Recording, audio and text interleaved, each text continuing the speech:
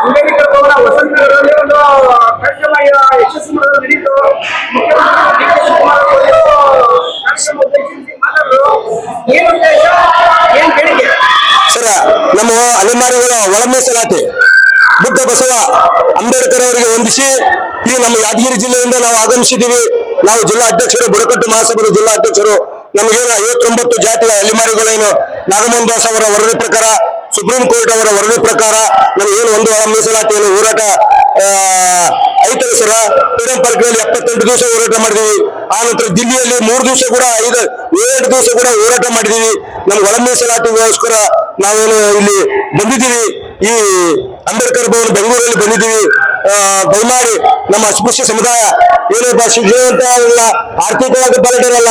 ಹೀಗಾಗಿ ನಮ್ಮ ಒಳ ಮೀಸಲಾತಿ ಏನದ ನಮಗೆ ಒಂದು ಏನು ಕೊಟ್ಟಿರಿ ಅದನ್ನು ಕೊಟ್ಟರೆ ನಮಗೆ ಬಹಳ ಅನುಕೂಲ ಆಗುತ್ತಾ. ಮತ್ತು ಕೋಳಂಬ ಜಾತಿಯಲ್ಲಿ ನಮ್ಮನ್ನ ಅಲೆಮಾರಿಗಳನ್ನು ಚರ್ಚಿಸಿದಿರಿ. ಅದಕ್ಕೋಸ್ಕರ 35 ಹೋರಾಟ ಮಾಡಿದ್ರು ಹಿಂದೆ ದಲಿತರು. ಅದಕ್ಕೋಸ್ಕರ ಅವರನ್ನು ಎ ಗ್ರೂಪ್ ನಲ್ಲಿ ಮಾಡಿದ್ರಿ, ಬಿ ಗ್ರೂಪ್ ನಲ್ಲಿ ಮಾಡಿದ್ರಿ.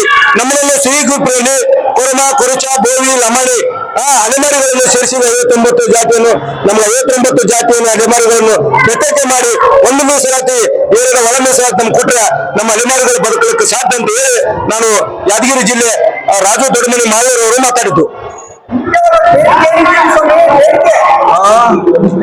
ಆಮೇಲೆ ಕೊನೆಗೆ ನನ್ನ ಗ್ಯಾರಂಟಿಗಳೆಲ್ಲ ಗೊತ್ತೈತವ. ಆಮೇಲೆ ನಿಮ್ಗೆ ಯಾಕೆಂದ್ರೆ ನಾವು ಗ್ಯಾರಂಟಿ ಮಾಡಿದರೆ ನಿಮ್ಮಂಥವ್ರಿಗೋಸ್ಕರ. ಇದನ್ನು ತಾವೆಲ್ಲ ಗಮನದಲ್ಲಿಟ್ಕೊಳ್ಳಿ. ತಾವು ಇಷ್ಟು ಹೇಳಿ ತಮ್ಮೆಲ್ಲರೂ ಕೂಡ ಬಹಳ ಸಂತೋಷ.